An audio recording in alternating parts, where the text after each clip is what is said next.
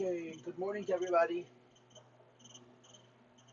on all the various mediums, Facebook, YouTube, InsideChasidus.org live, and I'm also on the Yeshiva Zoom. In the meantime, it's just you and us. There's nobody here from the Yeshiva. So we're continuing to learn the end of Perek Aleph of Shoresh Mitzvas Hatefilla. Pardon me.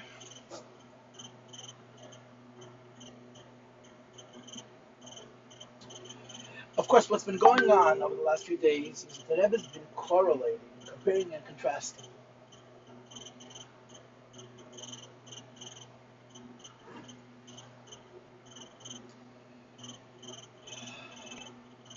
Rosh Hashanah and the Yomim Neirayim and Sukkot to morning Melly to the first bracha to Kirishma and Shmanes. Right? I'm already teaching, so I'm on for like 30 seconds, so don't worry about it. That the blowing of the shofar on Rosh Hashanah is the equivalent of saying Shema every day, which creates the initial connection. And then the 18 brachas of Shemona Esrei, are like the steps of Tishrei. Now I'm going to read the Maimed inside. The Rebbe doesn't explain all 18 brachas of Shemona Esrei. He explains 3 of them, which means that when you learn this Maimed, you scratch it and say, what are all the brachas in between? And of course, the answer to that question is, if we knew everything, we'd be brilliant. And as the Rebbe once said, das werden schnell alt, she'll get old soon. So we're going to learn what the Maimed has to say. Okay, so we're on page Kuf Chaf if you want to join.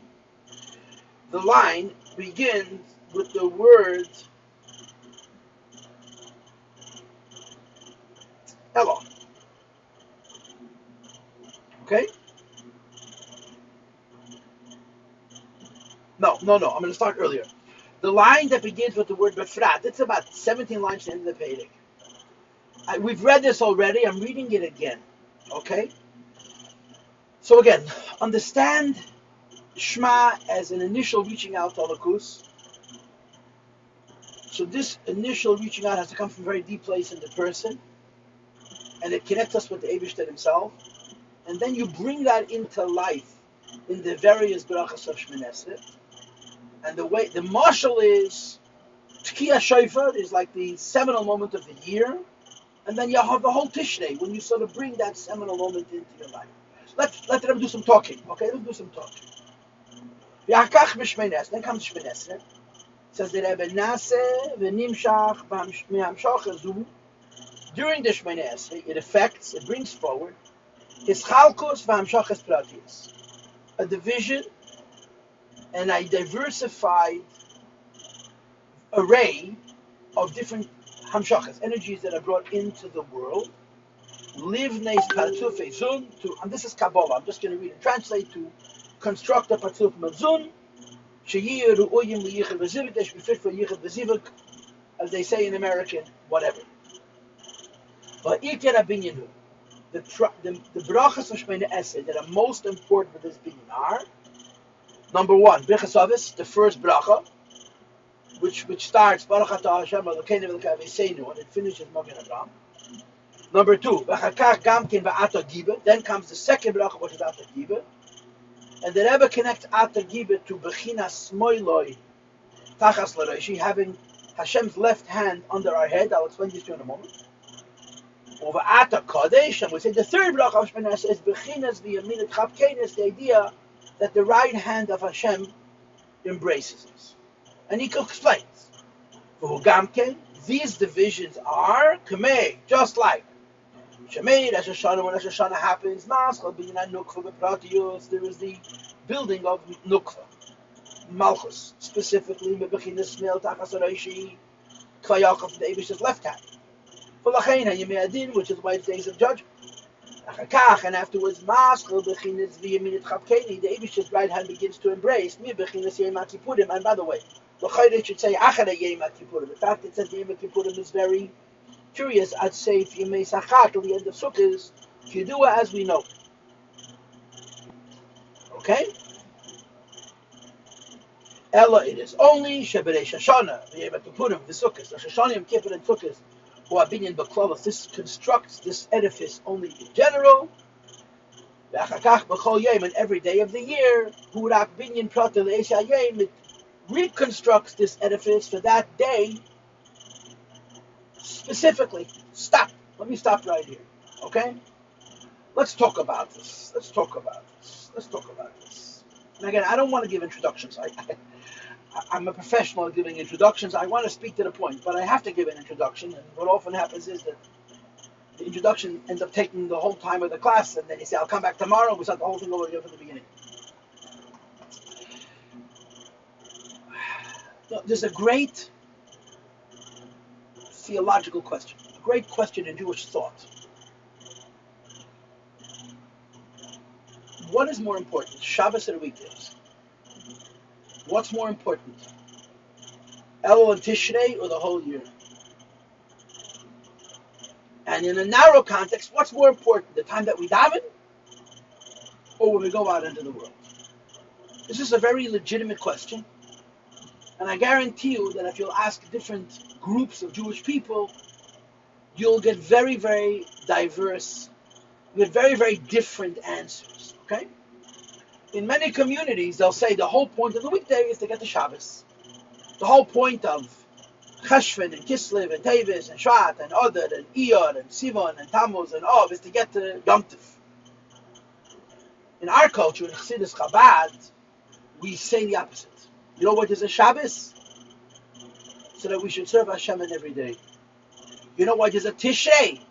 So we should serve Hashem in every day. In other words, the philosophy of Chabad argues, this is of course the Rebbe's whole direction as a leader, the philosophy of Chabad argues that the purpose which the Rebbe created the world is to be Jewish in a non-Jewish environment, is to be Jewish in simple and ordinary things. Or to say it in the language which some Americans will understand, the center of Jewish life is not the temple. The center of Jewish life is not the shul. It's the home, it's the business, it's the street. You go to shul to draw energy to be a Jew in your regular life. So why did Hashem give us a Rosh Hashanah, Yom Kippur, and a Sukkot, which are special times and we do special things that we're supposed to try and get closer to Hashem in a way that we can't do every day? The answer is because they inspire.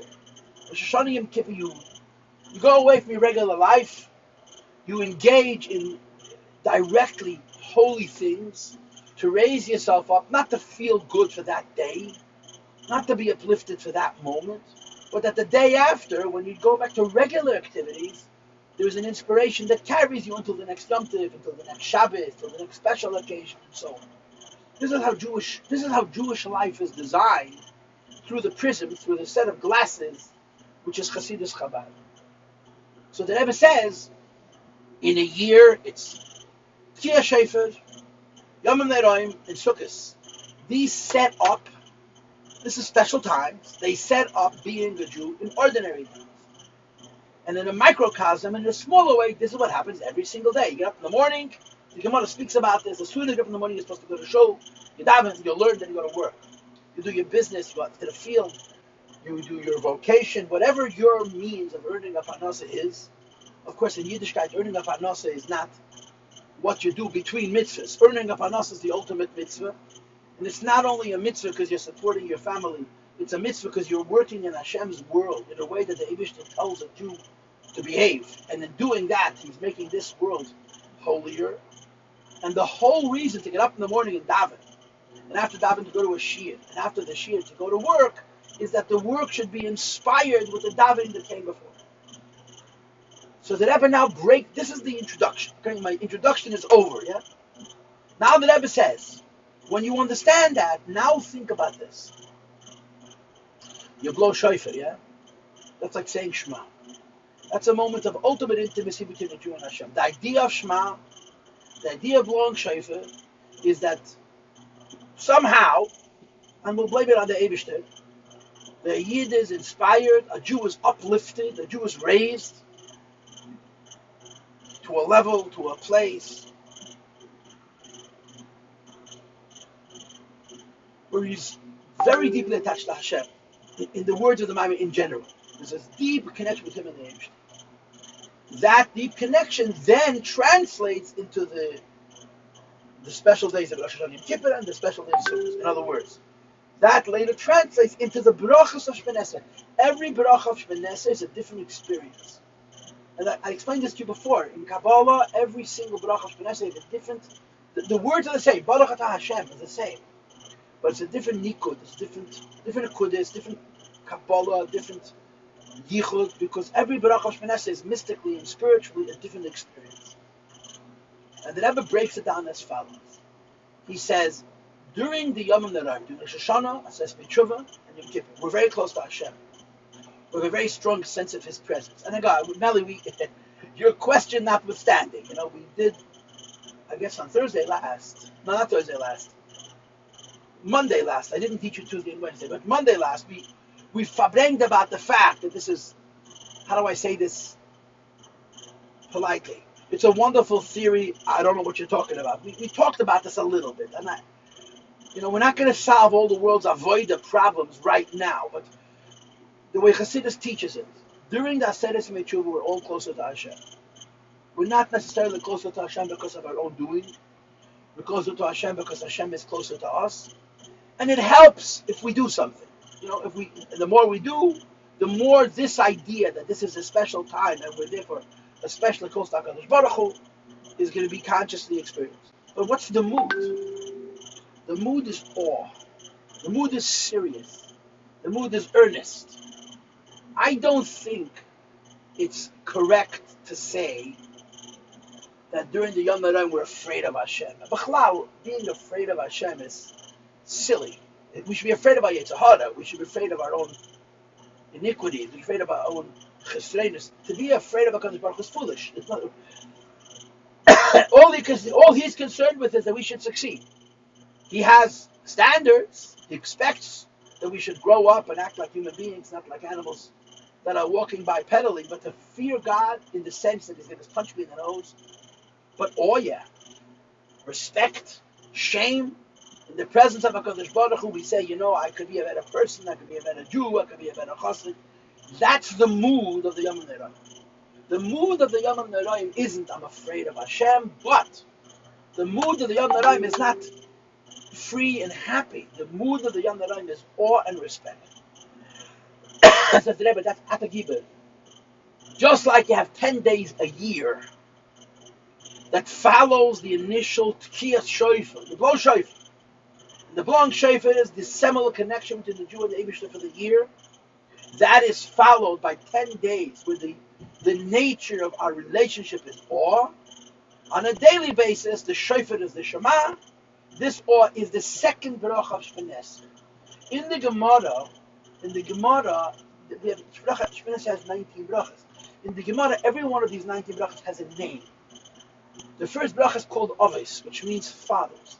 The second bracha is Gvura, which means exactitude. The things have to be very precise.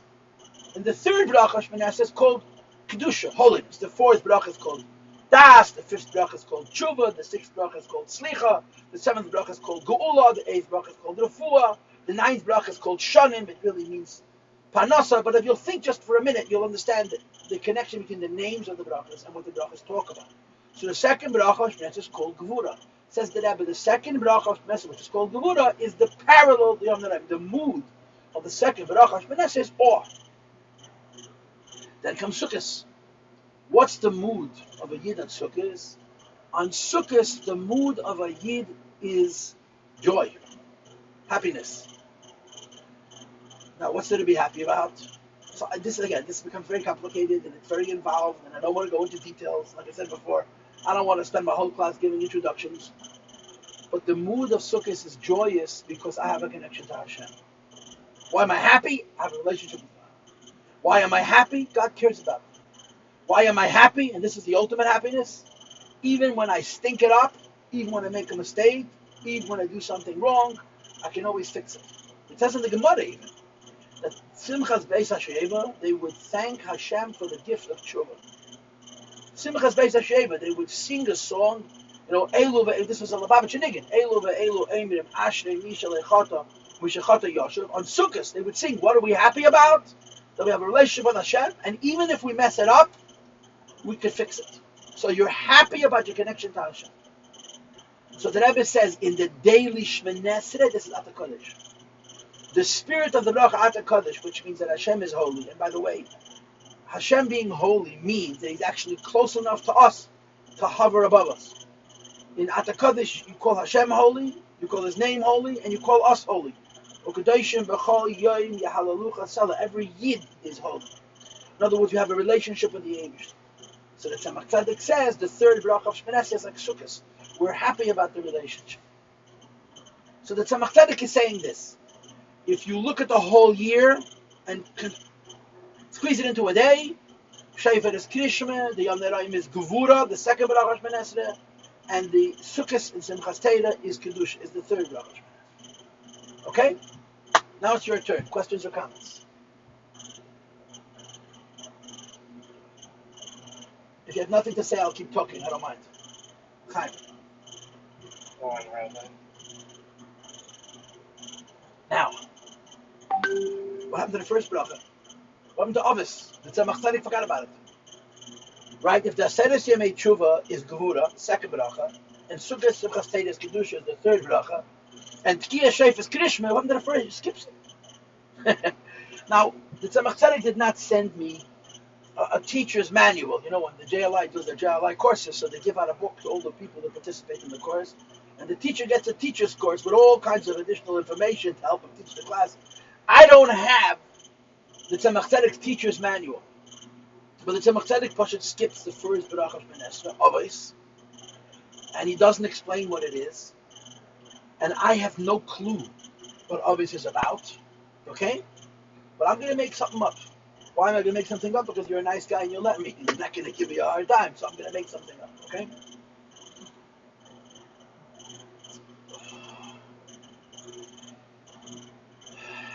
I'm not sure how this works entirely, but this is my proposition, okay?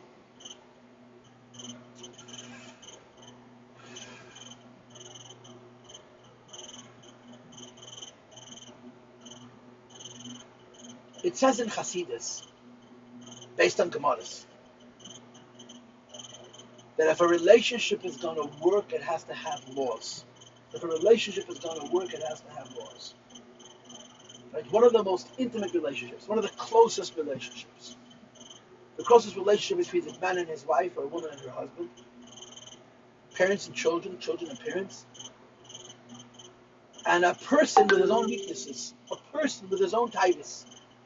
We have relationships with the food we eat, with the clothing we buy, and the time we waste, yada, yada, yada. These are our closest relationships. Our closest relationship, I think, without a question, is one's relationship with their spouse. A very, very close second, is one's relationship with their children. And the third closest relationship, or maybe the first closest relationship, is a person with his own weaknesses, his own vices.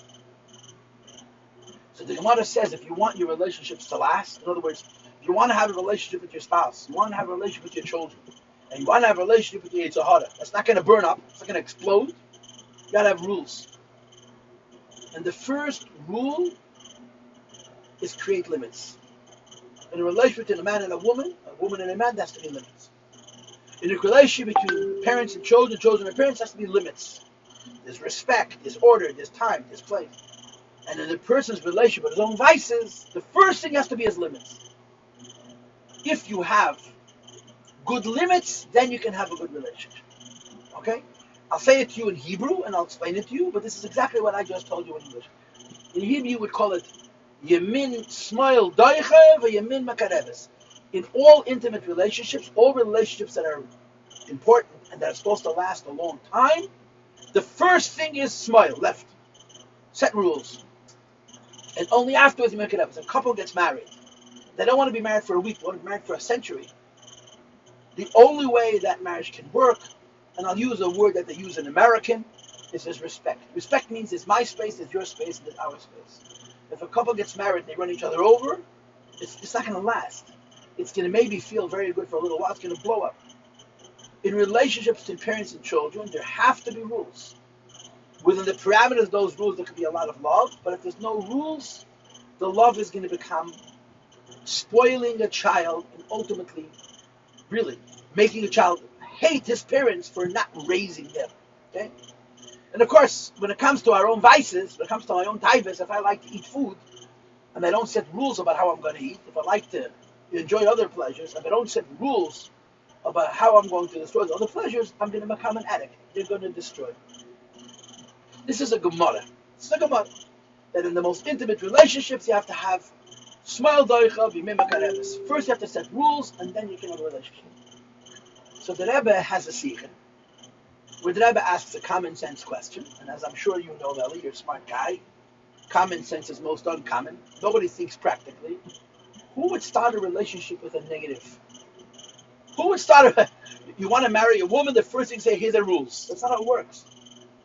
David should give you children, the first thing you take, your baby is born, here are the rules. Yeah. That's not how it works. So the Rebbe gives a common sense answer, a simple logical answer, and this is also in the Gemara. What the Rebbe says is like this. When people have a relationship, the first thing is the bond. A couple gets married, the first thing is that they're connected. Parents have children, children have parents, the first thing is they have a bond. Yeah? A person has taivas, the first thing they have a bond. When the Gemara says, first you have to have the rules and the limitations, then you can have the closeness. The Gemara is talking after the bond. If two people have already a connection, and they want to sustain that connection, want that connection to last, that's where the rules come in. Right? I'll give you the example that the Rebbe brings to my mind. The Rebbe says a teacher and a student. Yeah, I don't know why you're being so kind to me, but you decided that I'm worth time. You get up every single morning in South Florida where the sun is shining and there's a lot of fun to be had. You come online and you listen to me talk to you about things that are happening in a different universe. And I appreciate it very, very much. So the Gemara says that in the teacher-student relationship, there has to be respect. A teacher can't teach and a student can't learn if there's no respect from the student to the teacher. So it's the Gemara that all the great rabbis, and I guess I'm not one of the great rabbis, when they would teach, the first thing they did in the morning was make a joke. That's how they started the class. And maybe I should learn how to do that. I'm a very terrible collector of jokes. But every single morning when they sat in the shir, they'd make a joke, and everybody would laugh. After they made the joke, and they laughed, the mood became serious, and they would learn. So the Rebbe asked, this is the Chasana Maimon, the Maimon that you say, the Chodei Dilikas Kala, in the Shabbos Nekabla, what's the point of making a joke first? And the Rebbe says, because if you don't have a relationship, then there's nothing to make rules about.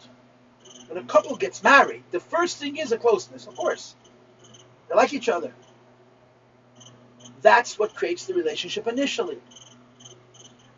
But once they like each other, if they want to live together, if they want to get married, this is where the rules are. So, in all of these three relationships about which the Gemara speaks, the closest relationship anybody can have, one's relationship with his own Yetzer Hara, one's relationship with his spouse, one's relationship with his children, or her Yetzer Hara, her spouse, her children, is obviously there's a connection. Now that there's a connection, if you want that connection to be constructive and to be sustainable, it shouldn't last for 6 months, it should last for 60 years. There got to be rules.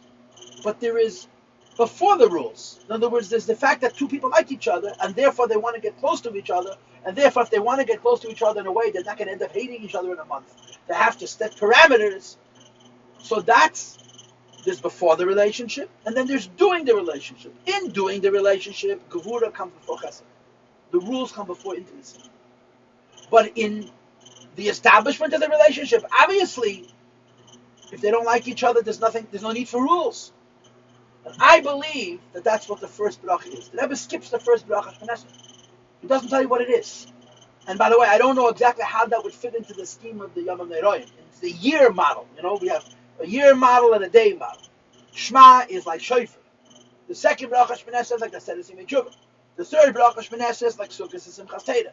What's the first bracha Shmoneser? So of course my real answer is IDK. IDK means I don't know. And my secondary answer is, my explanation is that the first bracha Shmoneser is the bond. We have a connection to Hashem. And the beginning of every year, our connection to Hashem is awe. It's not fun, it's not laughter, it's not joy, it's awe. The year starts with the Jews saying, oh my gosh, the great God is involved in my life. I have a relationship with the great God. That's very awesome. So I think the Maimon doesn't say it, but the Maimon is hinting at it. Before you say, oh my gosh, I have a relationship with the great God has a relationship with me, there is me and Hashem have a connection. Period. The me and Hashem have a connection. This is always Hashem's my father. Before I can start talking about in my relationship with my father, considering that my father is God, I should be respectful, I should be disciplined, I should be earnest. There is Hashem as my father. So I'm making something up. I'm putting something into the mind. Okay? You get up every single day. And in a way, the highlight of the day is Shema Yisrael Adonai Eloheinu Adonai Echad. When you say Hashem Elokeinu Hashem Echad, you're reaching to Hashem. Your neshama, the deepest level of your neshama, is trying to attach to the truth of HaKadosh Baruch Hu in a simple way. It's very powerful. But then you have to bring that into the day. Then it's not just, okay, have a great moment with God, now I'll see you tomorrow. You know, when I was a child, Melly, I don't know if they still do this, but when I was a kid, I went to Gan Yisrael. I'm talking now 45 years ago, a little less than 45 years ago. Went to camp. When I was a camper, half the bunks were Lubavitcher kids, and half the bunks were public school kids from the Release Time program. Today, that doesn't happen anymore. Today, there's camps for Lubavitcher children, and then there's camps for, quote, Chabad house children. But when I was growing up, every other bunk, and we played together, we slept in the same bunkhouse, and somehow we all got along. It was one of the great miracles of my childhood. I couldn't, one side of the bunk is about Altaidanix. I was like, you could push it in public school, and we figured it out. We played together. They always beat us in every game, of course, but that's another discussion. So at the end of the summer, there was a banquet, and one of the counselors every year would get up, and he would tell the story about Goodbye God. Have you ever heard the story of Goodbye God? You know the story of Goodbye God? You know the story? The story of Goodbye God is he said a kid goes to camp. Kid from public school. He belongs to the Release Time program. That means every Wednesday he's taken out of the public school. He learns an hour of religious instruction. And in the summer, they convince his parents to send him to Gan Yisrael. I'm sure they paid half tuition or even less. And the kids were 4 weeks in camp. They ate kosher food. They davened. They benched. They were around from children. They kept Shabbos. Yeah? And during this time, their counselors talked to them about the importance of wearing a yarmulke, the importance of wearing tzitzit, the importance of taking negelvaser. You shouldn't walk around without any clothes on, and not to speak dirty words. They taught them all, lessons that you can teach a child who's not exposed to frum values at all. Yeah? And over the course of those 4 weeks, the kids had a very good time. And they also learned a lot. They learned a lot by Yiddishkeit. They were very warmed up to Yiddishkeit. I remember this. And the 4 weeks are over, or the 8 weeks are over, and the kids going home. So their counselors give them negelvaser. The Lubavitcher kids didn't have to take home negelvaser in camp. They had negelvaser at home. But they give them tzitzis, and they give them a yarmulke, and they would proudly get on the bus, going back to Brooklyn with their yarmulkes and their tzitzis, and hanging out of the back of their knapsack would be a negelvaser cup that they were going to take home. So the story is that the kid is walking out of the bunk on the way to the bus, and he puts his hand in the mezuzah, and he says, "Goodbye, God." So his counselor says, "Why are you saying goodbye, God?" He says, "Don't you understand? I'm going to get off the bus. My grandma's going to see with my yarmulke. She's going to rip it off my head. My grandma's going to see with my tzitzis. She's going to say, what is this funny-looking thing? And what is hanging off your knapsack, this funny cup? I'm going to bring home my yarmulke, my tzitzis, and my negelvaser. She's going to throw them in the garbage." So in camp, that there's a God, then you go home, there's no more God. You understand? This was every summer, one of the counselors would get up and tell the story. I was a kid when I heard it. The story means a lot more to me now as a man than it meant that I was a child. But to a lot of kids in camp, it was real. Because these kids came from public school. They spent 4 weeks in Gan Yisrael. And they were going back to not from homes, not kosher homes, not Shabbos homes. And the parents were not going to necessarily put up all their shtick, Kids came home from camp, they wanted to keep kosher. Their parents said to go live in Crown Heights, Goodbye, God. The point is, In other words, it's called departmentalization. You know, in Sholem, a Jew, outside the Sholem, not a Jew. Rosh Hashanah, I'm a Jew, the rest of the year, not a Jew. This is antithetical. This is the opposite of Jewish values. Jewish values are that what I learn about Rosh Hashanah and Kippur, I take it to my life. What I learn about when I go to Shul in the morning, I take it to my day. The transmitting, the carrying over, the seminal meeting, the most important moment between a Jew and God, which is represented by blowing shofar and represented by saying Shema, Shemini Esrei. Because every bracha Shemini Esrei, we're taking some of that energy and funneling it, filtering it, that it should continue when we walk out of the shul. How? The first bracha of Shemini Esrei. Now this is me talking. The first bracha of Shemini Esrei means a Jew and God have a relationship. Period. It's not a relationship of fear. It's not a relationship of love. It's a relationship of meaning. Hashem cares about me. I matter to Him. Now that doesn't make a lot of sense, but it doesn't have to make sense. It's just a fact. That's obvious. Once it's established that Hashem cares about me, I say, oh, if I have a relationship with the Eibishter, there needs to be rules. That's Gevura. After I establish my relationship with the Eibishter based on rules, say now I can celebrate that relationship. That's Kedusha. That's the third bracha. In other words, just like after you blow shofar, you have 10 days of tshuva, which are days of respect and awe, like setting rules, which is then followed by Sukkot, which is a time of joy and celebration. In a daily way, Avis, the first bracha Shemini Esrei, is to have a connection to Hashem. Gurus means that that connection is to last, you have to make rules.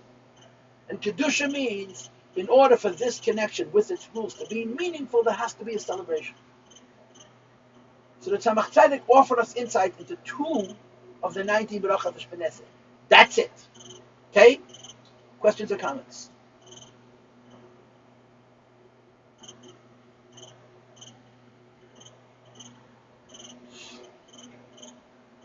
You good?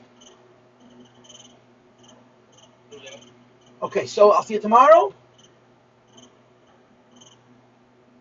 I'll see you tomorrow. Mitzvah Hashem. Listen, Let's see if we can get Keller on. Sorry?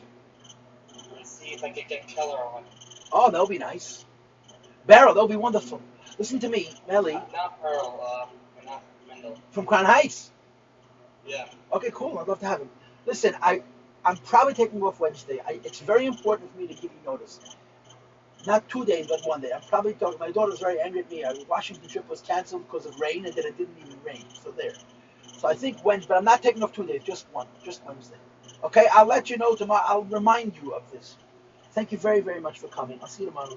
God bless.